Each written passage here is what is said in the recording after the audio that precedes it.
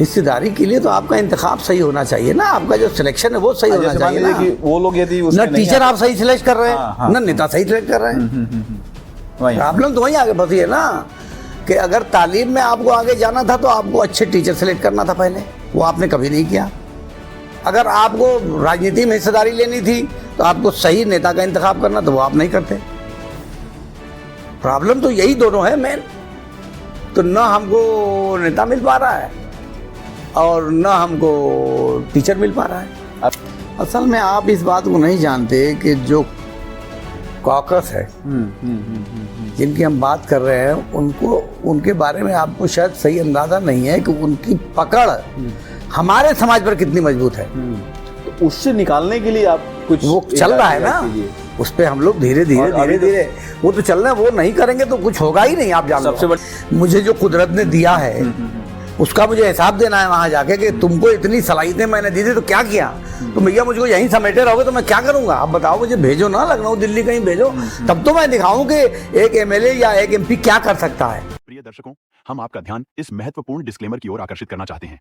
इस इंटरव्यू में हमारे अतिथि द्वारा व्यक्त किए गए विचार और मत उनके व्यक्तिगत हैं। ये आवश्यक रूप से हमारे YouTube चैनल या संपादकीय टीम के दृष्टिकोण का प्रतिनिधित्व नहीं करते हैं। हमारा लक्ष्य एक ऐसा मंच प्रदान करना है जहां पसमानदा विषय से संबंधित विविध दृष्टिकोण प्रस्तुत किए जा सकें। हम विभिन्न विचारों को सामने लाने का प्रयास करते हैं, लेकिन इनका समर्थन या विरोध नहीं करते। आपके समय और सहभागिता के लिए हम आभारी हैं। यदि आपके कोई प्रश्न या चिंताएं हैं तो कृपया हमसे संपर्क करने में संकोच न करें। पसमानदा समुदाय का महत्वपूर्ण अंग होने के लिए धन्यवाद।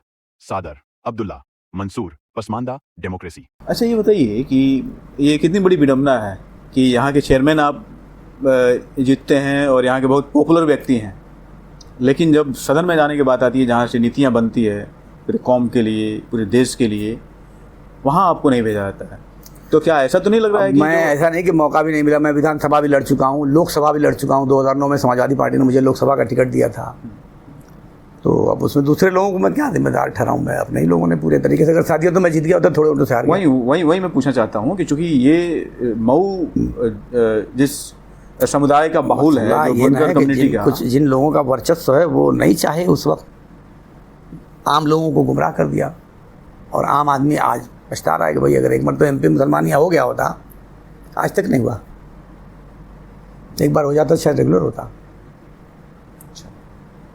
लेकिन पक्षपात मजहब के नाम पर सियासत में तो किसी को नहीं करना चाहिए, हम लोग भी बचते हैं। लेकिन बट नेचुरल है कि जिस समाज से आप आएंगे उस समाज के लोगों का ज़्यादा भला नेचुरली होगा, क्योंकि उनसे ताल्लुक आपका है भाई। बिल्कुल सही बात है। वही आपसे मिलने वाले हैं, वही जुड़ने वाले, उन्हीं के बीच में आप उठने वाले, नेचुरली उनको ज़्यादा लाभ मिलेगा। आपके दर्द से उनका दर्द मिलेगा।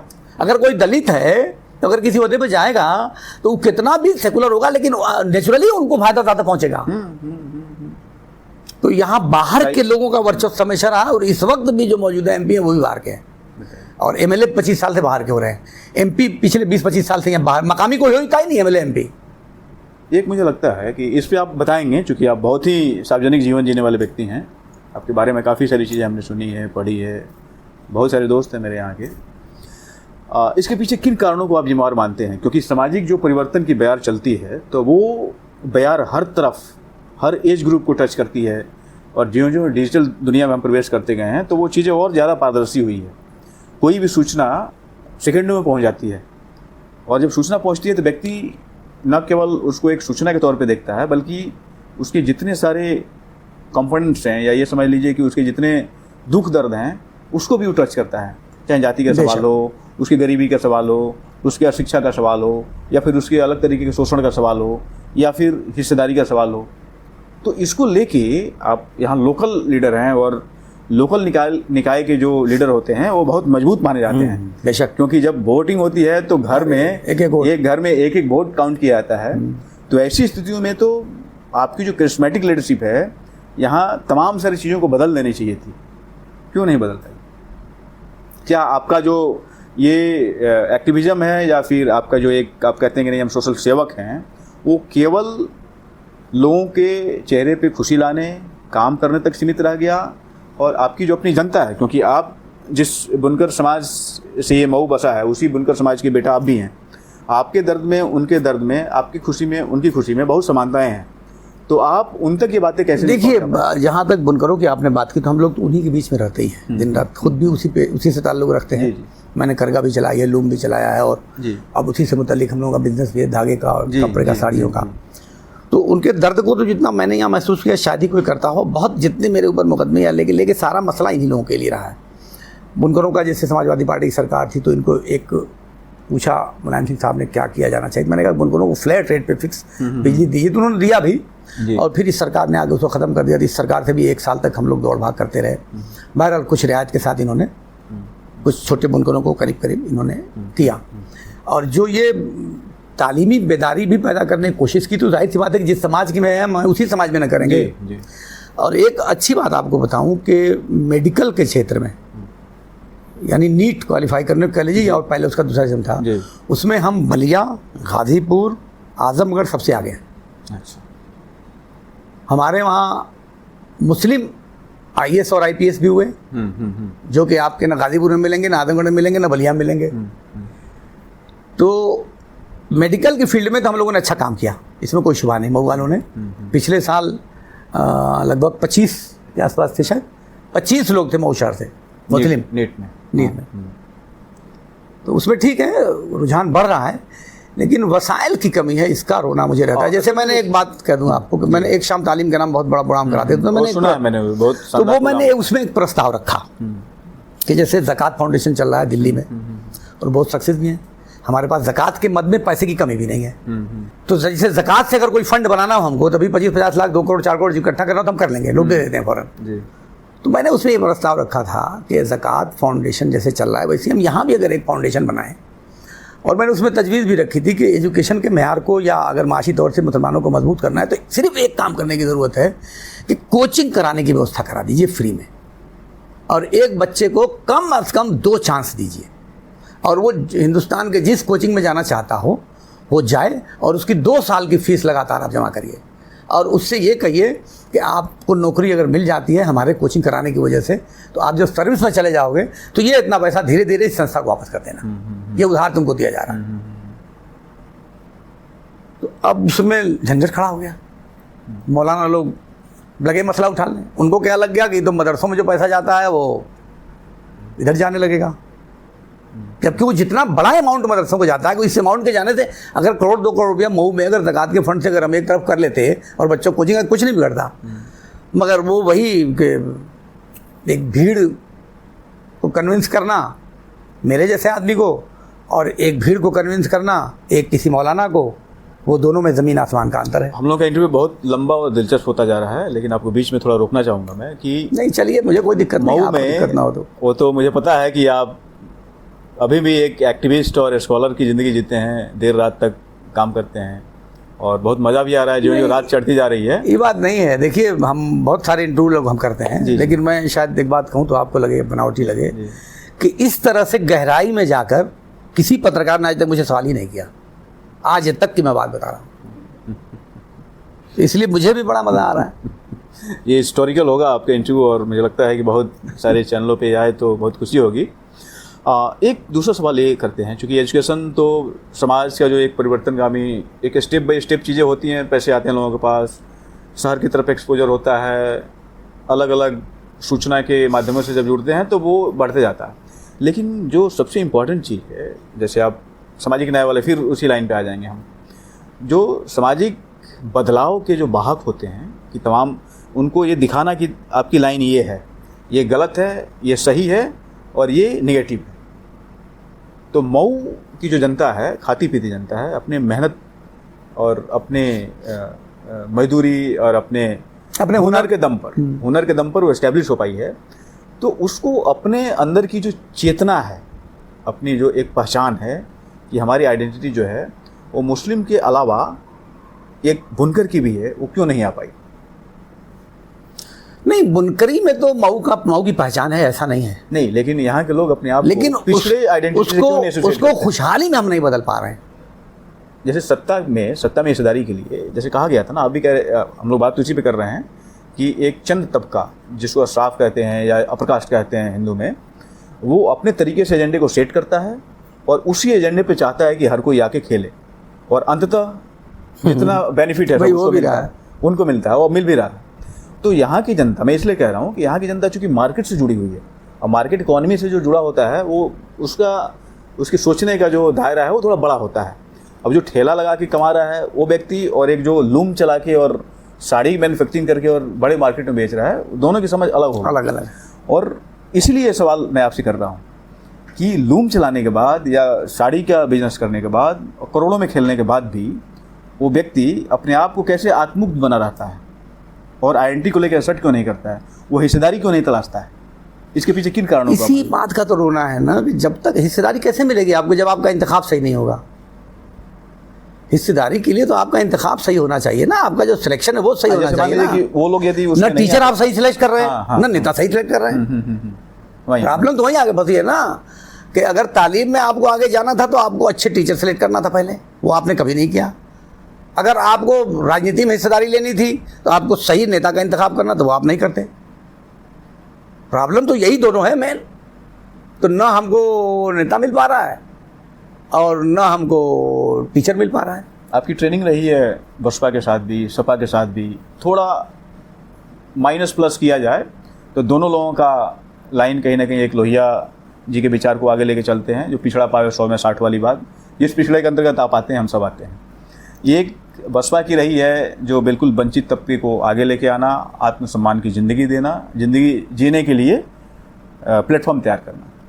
तो उन तमाम सारे चीज़ों के मूल्यांकन करने के बाद मैं थोड़ा यहाँ पे आपको एक नेता नहीं, एक सामाजिक, ठीक है, सोशल पॉलिटिकल बात भी होनी चाहिए, सोशल साइंटिस्ट के रूप में आपको मैं यहाँ देखने की कोशिश कर रहा हूँ, क्योंकि जिसके पास अनुभव होता है वो कोई PhD की डिग्री इंपॉर्टेंट नहीं होती है। बिल्कुल सही। तो उन सारे अनुभवों के आधार पे आप मऊ की जो जनता है उसको आप कहाँ पाते हैं कि इसके लिए किस तरीके की दवाई की ज़रूरत है कि इसके इस व्याधि से छुटकारा दिलाया जाए या फिर इसको थोड़ा ठीक किया जाए कि इसके अंदर जो पहले की मेमोरी जो बनी आ रही है वो चेंज हो। लोगों में खुद चेतना नहीं पैदा हो पा रही है। सबसे बड़ी प्रॉब्लम ये है जो आम लोग हैं, आम लोगों में वो चेतना नहीं पैदा हो पा रही है कि वो खुद उससे कैसे निकलें।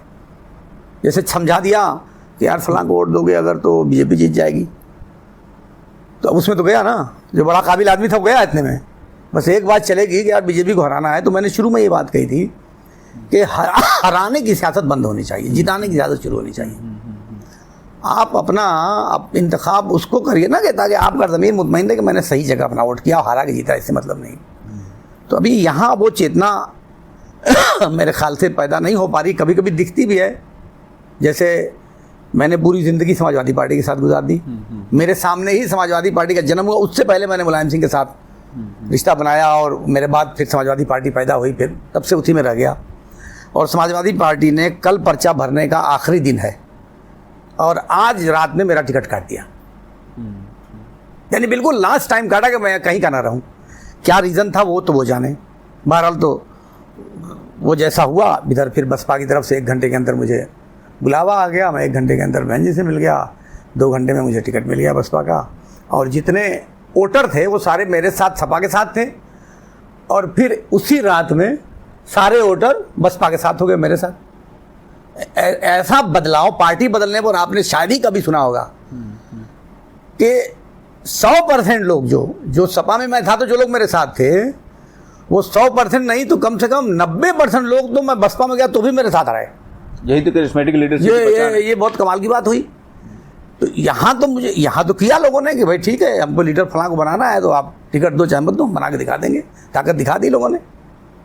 अब दोनों पार्टियों में, चूंकि पॉलिटिकल बात है, तो दोनों पार्टियों में मुझे लग रहा है कि आप ये पूछना चाहते हैं कि दोनों पार्टियों में क्या फ़र्क है, इस तरह की कोई बात नहीं। मैं फ़र्क वर्क और इस तरीके के पॉलिटिकल पेचीदा सवाल तो आप जैसे जननेता से तो नहीं पूछेंगे हम, क्योंकि आप जैसे व्यक्ति का आगे बढ़ना, एस्टैब्लिश होना एक बहुत बड़े तबके का मुक्ति का काम भी है। मैं ही पूछ रहा था। अरे साहब, मुझे लगता है कि मेरी सलाहियतें 10% ही खर्च हो रही हैं। मैं ये महसूस करता हूँ और जलसों में जो कहता हूँ कि आप लोग मुझे जो कुदरत ने दिया है उसका मुझे हिसाब देना है वहाँ जाके कि तुमको इतनी सलाहियतें मैंने दी थी तो क्या किया। तो भैया मुझको यहीं समेटे रहोगे तो मैं क्या करूँगा, आप बताओ। मुझे भेजो ना लखनऊ दिल्ली कहीं भेजो, तब तो मैं दिखाऊँ कि एक MLA या एक MP क्या कर सकता है। जैसे मैं चेयरमैन 2000 में पहली बार बना, आप किसी से मुँह में पूछिए कि 2000 के पहले की नगर पालिका क्या थी, कुछ थी ही नहीं। मैंने आगे उसमें एक एक सिस्टम में बदलाव किया, एक एक चीज़ में पारदर्शिता लाई और हर चीज़ का एक नियम बनाया। और आज ये है कि नगर पालिका का एक रुतबा है, हर कोई चाहता है चेयरमैन बन जाए मऊ नगर पालिका के। तो आप एमएलए बनाओ तो मैं वहाँ भी दिखाऊंगा कि एमएलए क्या होता है या एक एमपी क्या कर सकता है, बहुत बड़ा पावर है भाई। लेकिन आप भेजोगे ही नहीं, क्या करेंगे हम? यही मैं कहना चाह रहा था कि जो आपने करिश्मेटिक तरीके से लाइन यहाँ खींची है, या जिस क्षेत्र में आप एक सूत्रपात करते हैं, वैसे ही आप एमपी, क्योंकि एमपी तो अमूमन एमपी और एमएलए माना जाता है कि पार्टियों के प्रतिनिधि होते हैं, लेकिन जो सदन का लीडर होता है, जो आपने बताया जिनको आप आदर्श मानते हैं, उन्होंने कहा कि लीडर बनना, तो हो सकता है कि आप यदि सदन पहुँचें दिल्ली या लखनऊ, तो आपको देख के न केवल यहाँ के लोग बल्कि प्रदेश और देश के भी लोग के लिए मिसाल बने कि नहीं, हमें वैसा बनना है। मैं वही चाह रहा था कि इस पे लेके क्या आपकी आगे की योजनाएं हैं? इसको लेकर मेरे मायूसी है, क्या मैं बताऊं? क्या आप बौद्धिक स्तर पे इन चीज़ों को लोगों को जोड़ने की मामला कोशिश मेरा की? खुद का है तो उसमें मेरे पास कोई जवाब बहुत माकूल नहीं है। किसी और का मामला होता शायद मैं उस पर बात करता भी, लेकिन बहरहाल इस बात का मुझे मलाल तो है कि मेरी सलाहियतों का इस्तेमाल नहीं हो रहा है। मुझे ऊपर वाले ने बहुत कुछ करने की ताकत दी है। मुझे तो लगता है कि इस दौर में जब पूरे देश भर में पहले भी थी, अलीनवर साहब जब राजसभा पहुँचे थे और जो माना जाता था, माना तो नहीं जाता था, मैं इसको बहुत छलावा मानता हूँ, क्योंकि मोमिन कॉन्फ्रेंस की शुरुआत 1904 में होती है सही है, और 1920 में जाके वो एक रजिस्टर्ड संस्था बनती है। तो मुझे लगता है इस देश में जितने भी संगठन बने हैं सामाजिक उत्थान के लिए, उस सब में पुराना जो संगठन है मोमिन कॉन्फ्रेंस है। बेशक आज़ादी के बाद ये चीज़ें बदलने लगती हैं, बदलने लगी। मतलब जो भारत विभाजन का विरोधी तबका था, वो तबका आज़ादी के बाद विलेन हो गया। गया तो कहीं ना कहीं कंस्पिरेसी इसमें चला। नहीं, फैक्ट तो यही है जो आप कह रहे हैं। उसको विलेन बना दिया गया और सत्ता के जितना वो करीब था, मतलब अल्लाह बख्श शुमरू जो पाकिस्तान के सिंध प्रांत के शायद प्रधानमंत्री हुआ करते थे, वो खुद पसमानदा कम्युनिटी के थे, जिनका जिक्र एक बड़ी हिस्टोरियन है शमसुल इस्लाम, उन्होंने अपनी किताब में की है। तो इसलिए मैं खास करके मुस्लिम समाज के अंदर का जो सामाजिक न्याय है उसको मैं बहुत नया नहीं मानता, या किसी हिंदू या तथाकथित जो दूसरे धर्मों में चल रहे सामाजिक आंदोलन है उससे प्रभावित भी नहीं मानता, बल्कि इसकी अपनी इंडिपेंडेंट एक लाइन रही है। उस समय ये लोग किसानों की भी बात करते थे, बुनकरों की बात करते थे, क्योंकि किसान की बात इसलिए करते थे कपास की खेती कैसी हो, ताकि फिर धुनिया कम्युनिटी की बात करते थे, अलग अलग मजदूरों की बात करते थे, अलग अलग आर्टिजन कम्युनिटी की बात करते थे, महिलाओं की बात करते थे। और एकाएक ये आते आते आज, मैं इसलिए इन चीज़ों का जिक्र कर रहा हूँ कि आपके पास हो सकता है कि ये कहीं कनेक्ट करने वाली पॉइंट मिले, तो उस पर आप इस बात को रखिएगा। और उसके बाद क्या होता है कि क्लास की पॉलिटिक्स करने वाली, मजदूरों की बात करने वाली लेफ्ट पार्टियाँ इस सारे एजेंडे को हाईजैक कर लेती है। मुझे लगता है कि यदि मोमिन कॉन्फ्रेंस अपने लाइन पे चल रहा होता तो मार्क्सवाद से ज़्यादा आगे निकलता, क्योंकि भारतीय संदर्भ में खड़ी की गई संरचनात्मक एक तंजीम थी, एक डिस्कोर्स था, जिसमें यहाँ के लोगों द्वारा ही तैयार किया गया फार्मूला था, जिससे वो बहुत सक्सेस हो रहे थे लोग। तो बेसिकली मैं ये उसके माध्यम से पहुंचे भी कुछ लोग आगे, हाँ पहुँचे, कई लोग पहुंचे। तो इन चीज़ों को ख़त्म करके और ऐसा लेके एक पिक्चर तैयार कर दिया गया कि नहीं नहीं मुसलमान मुसलमान, और इसका हुआ ये कि एक तरफ कोई ऊंच नीच नहीं, हाँ एक तरफ हुआ कि मुस्लिम का जो प्रतिनिधित्व करने वाले सैयद लोग हैं या अशराफ लोग, शेख सैयद खान पठान वाले, और दूसरी तरफ बावन क्षत्रिय बैस, इन दोनों लोगों ने मिल के और गंगा जमुनी तहजीब बना दिया, जबकि इनका कोई हरा फिटकरी नहीं लगा। वही डिफरेंस है, जो डिफरेंस है ना उधर 85 और 15 का, जी। वही डिफरेंस यहाँ भी है। बिल्कुल बिल्कुल। तो आप इस लाइन पे कभी क्यों नहीं एक्सपेरिमेंट कर रहे हैं? नहीं, उस लाइन पे बात हम लोग करते हैं, अब मुझे लगता है कि अब ये माकूल समय है। हाँ, लेकिन कुछ पॉलिटिकल मजबूरियां होती हैं कि बहुत सारी बातें खुल के नहीं की जाती, लेकिन जब करना तो पड़ेगा, बिना तो पड़ेगा। आइडेंटिटी के दौर में इस पे बात करना, मुझे लगता है कि ये समय की मांग शुरू से रही है। असल में आप इस बात को नहीं जानते कि जो कॉकस है जिनकी हम बात कर रहे हैं, उनको, उनके बारे में आपको शायद सही अंदाजा नहीं है कि उनकी पकड़ हमारे समाज पर कितनी मजबूत है। तो उससे निकालने के लिए आप कुछ, वो चल रहा है ना, उस पर हम लोग धीरे धीरे वो तो चल रहे हैं, वो नहीं करेंगे तो कुछ होगा ही नहीं। आप जानते, सबसे बड़ी बात तो यह है कि आपके इर्द गिर्द जितने भी ये यूथ हैं वो इतने चार्ज्ड हैं, इतने क्लियर कंसेप्ट वाले हैं, तो यही लोग तो है ना। लेकिन अगर आप जाइएगा, जो बहुत खुल्लम खुल्ला इस मुद्दे पे बात करने वाला है, तो जिनके लिए वो लड़ रहा है वो उसके पीछे कितने खड़े जरा बता रहे हैं। वही उसको विलेन कह रहे हैं। प्रॉब्लम तो यही ना है कि वो समझदारी क्यों नहीं आ रही। अरे भैया मैं अपने लिए नहीं लड़ रहा हूं, आपके लिए लड़ रहा हूं। तो आप ये बताओ कि आप जिनके लिए लड़ोगे वही आपको जब गाली देगा तो कितने दिन आप चल पाओगे। विडंबना यही है। ये जागने को तैयार, अभी वो उनकी गिरफ्त से आज़ाद नहीं हो पा रहे ना, चूंकि वो गिरफ्त भी सदियों से चली आ रही है। तो अभी उनके गिरफ्त से ये आज़ाद नहीं हो पा रहे हैं सब लोग कि खुद के बारे में सोचें। अब जैसे मान लीजिए कि एक आदमी का बड़ा मकान है, मैंने उस पर टैक्स लगाया 5,000 और एक आदमी में उस पर टैक्स लगा 500, तो अगले में जब 5,000 टैक्स लगेगा तो उस तबके वाले को एतराज़ होना चाहिए ना, मगर उससे 100 गुना ज़्यादा एतराज़ उसको होगा जिसे 500 लगा यार बड़ा बताइए उनके 5,000 टैक्स लगा दिया फलाने आदमी पर। अरे भैया देखो कि वो कहाँ है और आप कहाँ हो। आपका मकान बना है 5 लाख की लागत से, उसका मकान बना है 5 करोड़ की लागत से, और आप उसके ऊपर 5,000 टैक्स लगाए तो आप अब उसी पर भी कर रहे हो। सबसे ज़्यादा वही बोलता है। तो इसीलिए मैं अक्सर कहता हूँ कि थोड़ी खुदगर्दी, जैसे शब्द ठीक नहीं है लेकिन मैं इसको बड़ा स्पष्ट बोलता हूँ कि आप में जब तक थोड़ी खुदगर्दी नहीं आएगी तब तक आपका जो लक्ष्य है ना आप उसे पा नहीं सकते। अब खुदगर्दी को आप कैसे डिफाइन करते हैं ये अलग तरीका है, बिल्कुल। लेकिन यार आप अपने लिए, अपने समाज के लिए तो कुछ तो करो। इसी को खुदगर्दी कर लो, अपने लिए करो जी। तो आप अपने लिए कुछ करिए। और थोड़े से में हम लोगों की खराबी है कि थोड़े से में कन्फ्यूजन का शिकार हो जाते हैं। कोई भी आगे कुछ बता जाएगा तो एनालिसिस नहीं करेंगे, कन्फ्यूजन का शिकार हो जाएंगे। इरादे कमज़ोर हैं, मजबूत इरादे नहीं हैं। तो समस्याएं हैं, चल रहा है। अभी तो बहुत कुछ बेहतर हालात होने के इम्कानात अभी बेस्ट विशेष से मुझे लगता है कि यहाँ का जो नया बातें इतिहास, होती रहें कम से कम। नया इतिहास जो लिखा जाएगा तो उस इतिहास के एक तरीके से कर्णधार आप बनेंगे बदलाव के, क्योंकि आप में बहुत सारे लोग संभावना तलाश रहे हैं। यहाँ का यूथ तलाश रहा है, आपकी उम्र के जो लोग हैं वो भी तलाश रहे हैं, और देर हुई है, अंधेर नहीं है। कोशिश तो कर ही रहे हैं और कोशिश तो करते रहेंगे जब तक सांस चल रही है, उसमें तो कोई रोक नहीं सकता। और कोई अचानक इनकलाब नहीं आ जाता। धीरे धीरे जो बहुत सदियों से जो चीज़ें बिगड़ी हुई हैं तो उनको बदलने में थोड़ा समय तो लगेगा ही। यहाँ की जो जनता है खास करके देखा जाए, जो पिछड़ी जनता है खास करके, जिसको पसमादा कहा जाता है, अरे यहाँ वही ज़्यादा हैं, 90% वही हैं जी।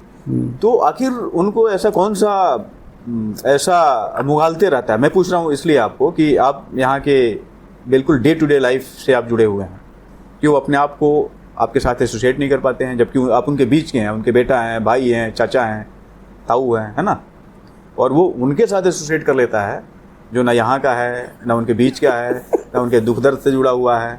जबकि पिछले दिनों एक बहुत ही छोटा रील एक वायरल हो रहा था जिसमें यहाँ के बड़े नेता हैं वो कह रहे थे कि अरे हम तो अंसारी हैं और बड़ी जात वाले हैं। हम लोग लिखते हैं अंसारी, टाइटल पूर्वजों ने लगा रखा तो हम लोग भी अपने में लगा रखे हैं, लेकिन हम अपर क्लास माइनॉरिटी में काउंट किए जाते हैं। और उस बात को भी यहाँ की जनता के ऊपर कोई असर नहीं पड़ रहा है। तो इसको किस रूप में देखते हैं? वैसे हम लोग बहुत सारी बात कर लिए हैं इस मुद्दे पे, लेकिन 2 लाइन में कि कौन सा ऐसा नशा है जिस नशे में जनता बिल्कुल चूर है? और असल में कुछ कोई नशा नहीं है यहाँ, सिर्फ एक प्रॉब्लम है कि अपने विवेक का प्रयोग नहीं करते, सिर्फ यही एक प्रॉब्लम है। और जो बातें कुछ लोग, जो वो लोग हैं, वो बहुत चालाकी से कौन सी बात को फैलाना है वो फैला देते हैं और हम ही को हरबा बना लेते हैं हमारे खिलाफ, हम ही को हथियार बना के हमारे ऊपर चलाते हैं। यही समझदारी के लिए तो हम तड़प रहे हैं कि यही बुद्धि आ जाए कि यार, जैसे अब मऊ में किसी से भी पूछेगा चाहे हमारा विरोधी क्यों ना हो कि लीडर की क्वालिटी अरशद जमाल में है कि नहीं, कहता नहीं नेता तो भाई वही है। आप पूछेंगे अच्छा क्या खराबी है कि विरोध कर रहे हो आप, एक सिंगल आदमी नहीं मिलेगा आपको। बहुत से कह देंगे कि वो 72 रुपया था फ्लैट रेट का, 400 करा दिया, मगर उसके पीछे की वो गणित नहीं बताएगा कि भैया वो तो 3000 हो गया था तो हमने उसको लड़ झगड़ के 500 रुपये फिक्स कराया, क्योंकि आपकी बिलिंग सिस्टम होगी तो रोज़ आपका शोषण होगा, इसलिए फिक्स होना जरूरी है। चाहे भले ही 72 था उसको बढ़ा के आप 400 कर लो, फिर लूप। हम दूसरा सोच रहे हैं कि आप शोषण से नहीं बच पाओगे, फिक्स हो जाएगा तो कम से कम शोषण से तो बचे रहोगे। तो बड़ा उस पर भी जगह जगह विरोध हुआ, लेकिन उसी में कुछ लोगों को धीरे धीरे समझदारी भी आई। जो भी कदम उठाते हैं तो उसमें नफा नुकसान, मतलब विरोधी आपके हर एक एक्टिविटी पे निगाह रखता है कि कहाँ आप चुके और उसको आप यहाँ की खबर लेंगे तो आपको एक भी आदमी एमपी का, एमएलए का, भाजपा के मंत्री हैं यहाँ, उनकी शिकायत करता हुआ नहीं मिलेगा। जो बोलेगा मेरे खिलाफ बोलेगा, जो कमी निकालेगा मेरे में निकालेगा। वो ढूंढता रहता है, वो लेके गुलेल होती थी ना, गुलेल फद्दा लगा के बैठा रहता है, एनी टाइम फद्दा में उल्टा लगा के बैठा रहता है कि क्या फाल्ट करें तो उसको उछाला जाए। क्या प्रॉब्लम है यार, 25 साल तो मैं उन लोगों से जूझा, अब इन लोगों से जूझ रहे हैं। लेकिन ये कि ठीक है, कोई बात नहीं है, अपना काम तो किए जाना है और मुझे उम्मीद है कि बेहतर नतीजा होगा। इस बार तो कम से कम लोगों ने बहुत ही बेहतर काम किया। मऊ को अलग अलग नामों से जाना गया, इस पे अलग अलग जो देश के नेता, बुद्धिजीवी, विचारक, हिस्टोरियंस ने अपने अपने मत प्रकट किए। जवाहरलाल नेहरू कहते थे कि मऊ हिंदुस्तान का मैनचेस्टर है। मैनचेस्टर होने के बाद भी मऊ आज भी वहीं क्यों खड़ा है जहाँ पहले था?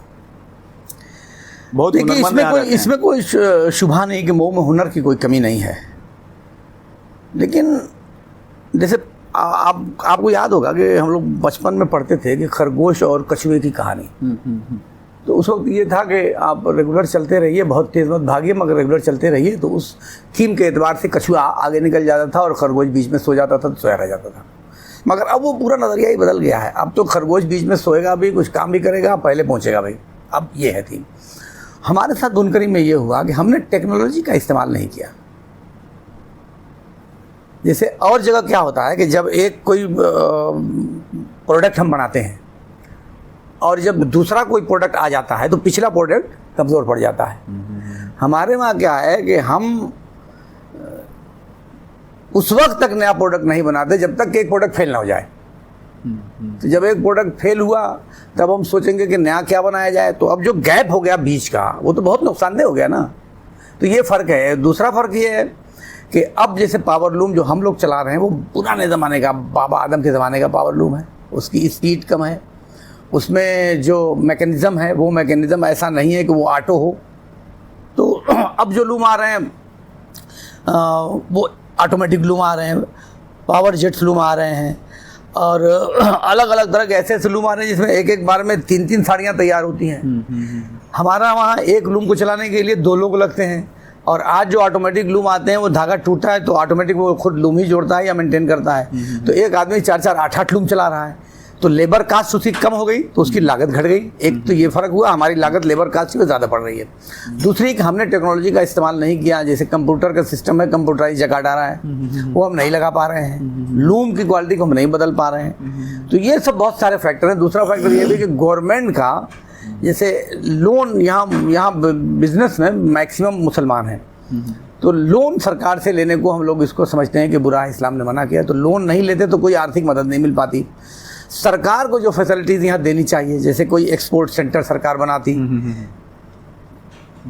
सेलर्स बायर्स मीट का कुछ इंतजाम करती, यहाँ खरीदार आते और बेचने वाले वहाँ जाते। अच्छा सर, एक चीज़ तो बीच में रोकूंगा। इन सब चीज़ों का कोई इंतजाम सरकार की तरफ से नहीं होता। एक तो मुझे लगता है सरकार इस पर कभी आज़ादी के बाद से कभी किसी तरह की कोई ड्यूटी या टैक्स नहीं था बुनाई पे। अब इस सरकार ने उस पर जीएसटी लगा दी, इस वजह से उसकी लागत बढ़ गई। एक चीज़ सर आप बीच में रोकना चाहूँगा, क्योंकि अभी सरकार ने बहुत सारी स्कीम्स चलाई है, वैसे ही जानकारी के लिए मैं पूछ रहा हूँ। तो एक हुनर हाट करके लगा रही है, तो क्या मऊ में ऐसे हुनर हाट लग रहे हैं क्या, या कोई योजना बनी क्या जिसमें कि साड़ियों का या यहाँ जो कपड़े बनाए जाते हैं? कोई ऐसी जगह नहीं है जिसको हुनर हाट का नाम दिया जाए। वो जो मैं कह रहा हूँ ना, सेलर्स बायर्स मीट, वो वही है जो हुनर हाट आप कह रहे हैं। जी जी जी जी। तो चाहे हुनर हाट कह लीजिए, चाहे सेलर्स बायर्स मीट कर लीजिए। में भी सुनने में आया, दिल्ली में। जैसे जब तक हमको ये पता नहीं होगा कि आने वाले दिनों में किस क्षेत्र में या किस देश में कौन सा माल बिकने वाला है, तो हमको जब पता होगा तो हम वो माल बनाएंगे। और ऐसे तो हम माल बना के मार्केट ढूंढते हैं कि किस मार्केट में बिका, दोनों में बहुत अंतर हो गया। हम डिमांड के मुताबिक अगर प्रोडक्शन करेंगे तो उसका फायदा मिलेगा, और प्रोडक्शन करके डिमांड खोजेंगे अगर, तो वो जाहिर सी बात है, वो प्रॉब्लम तो आनी है। तो ये एक सबसे बड़ी यहाँ प्रॉब्लम है कि टेक्नोलॉजी का इस्तेमाल हम लोग नहीं कर पा रहे हैं। अब उसमें सरकार का किसी प्रकार की कोई एड न मिलना, मदद न मिलना। इसे सरकार, हमारा मऊ जनपद जो है 1 डिस्ट्रिक्ट 1 प्रोडक्ट एक उत्तर प्रदेश सरकार की स्कीम है। तो उस स्कीम में केंद्र की है, ये केंद्र की सरकार स्कीम है, तो उसमें मऊ जनपद जो है सिलेक्टेड है। 1 डिस्ट्रिक्ट 1 प्रोडक्ट। तो अब यहाँ इन्होंने टेक्सटाइल को लिया, उसमें सेलेक्ट किया। अच्छा, ठीक है, टेक्सटाइल यहाँ की इंडस्ट्री थी। लेकिन मैं वहाँ एक दिन जो उसके जीएम है उनके पास बैठा था, तो उनसे पूछ रहा था किन किन लोगों ने यहाँ अप्लाई किया है इस योजना का लाभ लेने के लिए।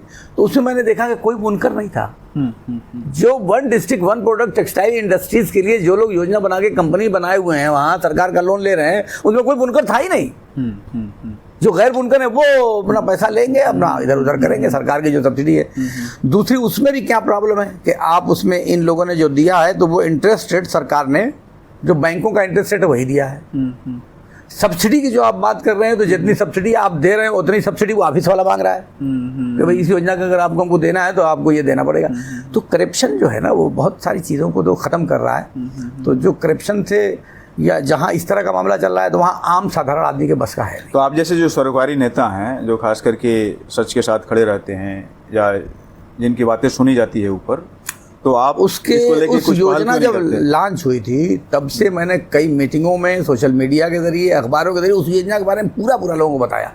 लेकिन अब हाथ पकड़ के तो हम ले नहीं जाएंगे भाई, आप अप्लाई करो जहाँ प्रॉब्लम आ रही बताओ। मैं तो किसी भी ऑफिस में मुझे कोई बताए कि किसी ऑफिस में दिक्कत है तो मैं यहाँ का चेयरमैन हूँ भले ही, लेकिन मैं किसी भी ऑफिस में बात करने के लिए कमज़ोर नहीं हूँ। मैं जाता हूँ, फ़ोन करता हूँ और सारे विभागों के अधिकारी मैं फ़ोन करता हूँ तो सुनते भी हैं। ये भी खास बात है। मैं मुसलमान हूँ और उनकी पार्टी का नहीं हूँ तब भी सुनते हूँ, जानते हैं कि जरा जिद्दी टाइप का आदमी है, चूँकि हम तर्क संगत बात करते हैं। तो जब अधिकारियों को ये लगता है ना कि अगला जो है जानकार आदमी है तो वो फिर संभल के बात करता है। तो खास करके देखा जाए तो यहाँ के बुनकर जो समुदाय है उसकी जो माली हालत बहुत बेहतर नहीं हो पाई, उसके पीछे इन सब कारणों हाँ, इन सब कारणों को वजह। और आजकल तो कारोबारी हालात देखिए, सरकार की जो नीति है ना उस नीति में भी जो मझोले या स्मॉल स्केल इंडस्ट्रीज है उनको बढ़ावा देने की कोई योजना नहीं है। सरकार की बड़ी स्पष्ट मैं ये बात कह रहा हूँ कि जो भारत सरकार की योजना है उसके कारण भी है, उसके पीछे कारण ये कि जब छोटे छोटे उद्योग चलेंगे तो वहाँ से उनका टैक्सेशन की वसूली तो हो नहीं पा रही है। और जो कारपोरेट घराने हैं, ऑर्गेनाइज सेक्टर जो है, ऑर्गेनाइज सेक्टर से उनको टैक्स मिल जाता है। अब जैसे मान लीजिए कि 100 आदमी किराने की दुकान कर रहे हैं, 100 किराने की दुकान तो 100 लोग हैं और एक तो बड़ी दुकान जियो वाला खोल देगा तो 100 किराने की दुकान के बराबर वो अकेले ही चलाएगा। तो वहाँ से उनको गवर्नमेंट को टैक्स जाएगा और उनके दोस्त मित्र लोग हैं तो उनको लाभ भी मिल जाएगा। पॉलिसियाँ तो मुझे ऐसा लगता है कि सरकार नहीं बना रही है बल्कि उद्योगपति बना रहे हैं। आखिर क्यों जितनी भी योजनाएं आ रही है सरकार की तो उसमें उद्योगपतियों को क्यों पता है? भाई सोलर प्लांट की आप बात कर रहे हैं कि सोलर को बढ़ावा देना है और अडानी का सोलर प्लांट जब लग जाता है तब योजना आती है। आज सारे जो आप कोई सेब भी खरीदेंगे आप पूरे देश में कहीं भी तो अडानी का उस पर स्टिकर मिलेगा आपको। तो उसका गोडाउन पहले कैसे बन गया और योजना आपकी बाद में आ रही है। इसका मतलब कि ये सब मिले जुले लोग हैं और उद्योगपतियों के इशारे पे ही सरकारें बहुत सारी योजनाओं को ले आ रही है। तो उसमें सरकार का मंशा अपने लोगों को लाभ पहुँचाना तो होगा ही, लेकिन मैं ये मानता हूँ कि टैक्स कलेक्शन के लिए टैक्स कलेक्शन होगा, आय होगी सरकार की तो सरकार उसी एतबार से विकास कार्य करेगी। सत्ता में बने रहने का एक ये भी हरबा है। लेकिन एक सवाल ये उठता है सर, खास करके आप जिस तरीके से एक बड़े जिम्मेदार पदों पे हैं तो ये सवाल आपसे बनता है कि जिस तरीके से सरकार की जिम्मेवारी है कि वेलफेयर स्कीम को लागू करना, तो दो तरीके से होता है। या तो सरकार के अंदर जो बैठे हुए लोग हैं और जिस समाज को वो बिलोंग करते हैं तो या तो वो उनको कन्विंस कर दें, यदि उस समाज के नहीं हैं तो उस समाज के जो अगुआ हैं या उस समाज के जो वोकल हैं या जो विजनरी हैं वो सरकार से डायलॉग करें। तो क्या इस किसी प्रोसेस में कुछ ट्राई आपने किया या फिर करने की इस सरकार में डायलॉग करने की गुंजाइश है कहीं आपको दिखती है? लोहिया जी ने कहा था कि जब सड़कें सुनसान हो जाएं तो संसद आवारा हो जाती है। तो संसद आवारा हो जाती है। तो लोहिया जी की बात कितनी परफेक्ट है। सड़कें सुनसान हैं और संसद आवारा भी है, दोनों चीज़ें हैं इस वक्त। अब मुझे तो हैरत है कि जो पॉलिटिकल पार्टीज़ हैं उनका तो धंधा है ना, वो क्यों खामोश है? चलिए आम आदमी तो डरा सहमा है। आज तो किसी पे भी आप आवाज़ दोगे तो लोग, आम आदमी डरा हुआ है कि भाई अभी मुकदमा हो जाएगा, कौन इस झमेले में पड़ेगा। आप सरकार के खिलाफ आवाज़ उठाइए, जैसे लग रहा है देश के खिलाफ आवाज़ उठा रहे हैं आप। ऐसे ट्रीट किया जाएगा जैसे देश के खिलाफ आवाज़ उठा रहे हैं आप। भाई सरकार और देश अलग चीज़ है ना। बिल्कुल, दोनों दो चीज़ें हैं। भाई देश के साथ तो हर कोई खड़ा है। भाई एक भी मुसलमान, आप बता दिए हिंदुस्तान पाकिस्तान की जंग हुई, एक भी मुसलमान ऐसा नहीं मिलेगा पूरे देश में जो हिंदुस्तान के साथ न खड़ा रहा हो। लेकिन आप चाहते हो कि हमारी सरकार के साथ भी खड़े, तो भाई सरकार तो आलोचना तो होगी और आलोचना सुनने की ताकत सरकार में होनी चाहिए। डेमोक्रेसी की एक खूबसूरती भी है। तो लेकिन हम कहाँ जा रहे हैं? क्या हम डेमोक्रेसी की तरफ बढ़ रहे हैं और इसको मजबूत करने के लिए? मुझे तो नहीं लग रहा है। भाई बोलने की आज़ादी छीनी जा रही है। आप बताइए कि अली पे मुकदमा हुआ तो उन्होंने क्या बोला था कि उनको जेल हो गई, और वहीं एक शाह है, मंत्री हैं, उन्होंने क्या बोला, उनको जेल नहीं हो रही है। सरकार तो दोनों जगह है ना, और दोनों एक ही दल की सरकार है। तो जिम्मेदार कौन है? जो उस सरकार के बड़े पदों पे मुखिया जो बैठे हुए, वो उनका इशारा है कि एक को गिरफ्तार करो, और उन्हीं का इशारा है कि वो गिरफ्तार मत करो। तो अब तो हम लोग जिस रास्ते पे चल रहे हैं, मुझे लग रहा है कि ये लोग रास्ता दिखा रहे हैं, दूसरी सरकारें भी आए तो कहीं इसी रास्ते पर न चले। मुझे तो ये डर लग रहा है और ये बहुत चिंता का विषय है। लेकिन क्योंकि फासिज्म के इतिहास को अगर आप पढ़ेंगे तो लिखित तौर पे नहीं, कहने ज़ुबानी तौर पे भी नहीं, लेकिन आप गहराई से अगर आप नज़र डालेंगे तो कहीं ना कहीं उस तरीके को अपनाने का प्रयास किया जा रहा है जो देश के लिए ठीक नहीं है। लेकिन जन आंदोलनों को तो जिंदा रहना जरूरी है ना। एकदम ज़रूरी है भाई। बोलने की आज़ादी अगर छिन जाती है तो इससे बड़ा विडंबना किसी देश के लिए और लोकतंत्र के लिए है ही नहीं है। लोकतंत्र में बोलने की तो आज़ादी है भैया कि हम मैं तो इस बात को कहता हूँ कि भैया आप लोग सऊदी में चले जाओ, तो सरकार के खिलाफ 2 शब्द बोलो तो आपको समझ में आ जाएगा। और हमारे देश में लोकतंत्र है कि हम होटल में बैठ के प्रधानमंत्री को बुरा भला कहते हैं, ये लोकतंत्र है हमारा। और मुसलमानों को भी परेशान होने की मेरे हिसाब से कोई ज़रूरत नहीं है। 20 करोड़ मुसलमान है, कोई कुछ नहीं बिगाड़ सकता और ये बिगाड़ना भी नहीं चाहते। मैं आपको ईमानदारी से एक बात बताऊं, वो बिगाड़ना नहीं चाह रहे हैं, वो आपको चिढ़ा रहे हैं, क्योंकि आपको चिढ़ाने से उनका वोट फिट हो रहा है। नहीं, लेकिन ऐसा भी नहीं है, वो जनता जो नहीं, लेकिन वो एक भाव तो बहुत से बड़े तबके में, सबको तो मैं नहीं कहता, लेकिन एक बड़े तबके में एक भाव तो भर दिया कि देखा भाई हमने तो ठीक कर दिया। एक आदमी मुझे कह रहे भाई अब तो हिंदू की सरकार आई है। आप सोचिए तो जुमले में गौर करिए, उसने कहा मेरा दोस्त है भैया अब तो हिंदू की सरकार आई है। अरे वैसे लोग क्या कहिए जो कहता है कि 2014 के बाद आज़ाद हुए। और वो क्या फर्क है, वो सिर्फ ये है कि ये ऐसा शो कर रहे हैं कि हम मुसलमानों के दुश्मन हैं। वो ऐसा शो कर रहे हैं अपनी हरकतों से, अपने कार्यों से, अपनी वाणी से। और जो लोग बोल रहे हैं इनके खिलाफ, उनके खिलाफ कुछ ना करके, ये एक खामोश संदेश ही तो है कि आप रहिए यहाँ, रोज़ा नमाज करिए, कोई दिक्कत नहीं है, सरकार के खिलाफ मत बोलिए भाई। तो संदेश ही दोनों को दे रहे हैं, मुसलमानों को भी दे रहे हैं और उनको भी दे रहे हैं। देखिए जब धर्म और राजनीति एक साथ मिक्स हो तो वो बहुत खतरनाक हो जाता है। दोनों 2 चीज़ें हैं और दोनों को 2 ही रहना चाहिए। और सिर्फ जैसे आप देखिए कि हिटलर जो आया तो एक तरह से जातिवादी तो था वो। हाँ, क्या था? हाँ, उसी रूप में वो जातिवादी कहा जाएगा। राष्ट्रवाद के नाम पे ले आया वो। तो राष्ट्रवाद और उसमें धर्म भी घुसा दिया। तो राष्ट्रवाद, हम राष्ट्रवादी तो सब ही हैं, कौन राष्ट्र विरोधी है, सब राष्ट्रवादी हैं, मगर राष्ट्रवाद को वोट के लिए एजेंडा बनाना और उसमें धर्म का नमक छिड़कना, ये कुर्सी पे आने के लिए जो लाइन दी जा रही है वो आने वाले कल के लिए ठीक नहीं है। मुझे लगता है कि ठीक है, समझ में आएगा लोगों को। बहुत शुक्रिया आपका, आपसे बहुत लंबी बातचीत हुई और बड़ी मज़ेदार बात रही और मुझे अच्छा लगा। मैं अंदर एक आध ये बात कह रहा हूँ कि मैंने बहुत सारे इंटरव्यूज़ किए हैं, लोगों को दिए हैं, तो आज मैं इस बात को यकीनी कह सकता हूँ कि आज तक किसी ने भी मुझसे इंटरव्यू में इतनी गहराई से सवाल नहीं किया जितनी गहराई से आज आपने किया। आपसे दोबारा मिलने की बहुत ख्वाहिश रहेगी और आपसे संपर्क भी हमारा हमेशा बना रहेगा। और हमें भी रहेगी ख्वाहिश, और मुझे उम्मीद है कि दर्शक जो आपको सुनेगा जी, उसको भी ख्वाहिश रहेगी कि अगला इस पे कुछ आया हो सकता है। हाँ, दर्शक की आपने बात की तो मैं दर्शकों से भी एक बात कह दूं कि हम लोग घंटों से बात कर रहे हैं, तो इसमें बहुत सारी कड़वी और कुछ मीठी दोनों तरह की बातें हैं, लेकिन जो बात कड़वी लगे तो उससे मंथन करिएगा, बुरा मत मानिएगा। यही होता है और तभी तो डायलॉग आगे बढ़ता है। जी जी जी।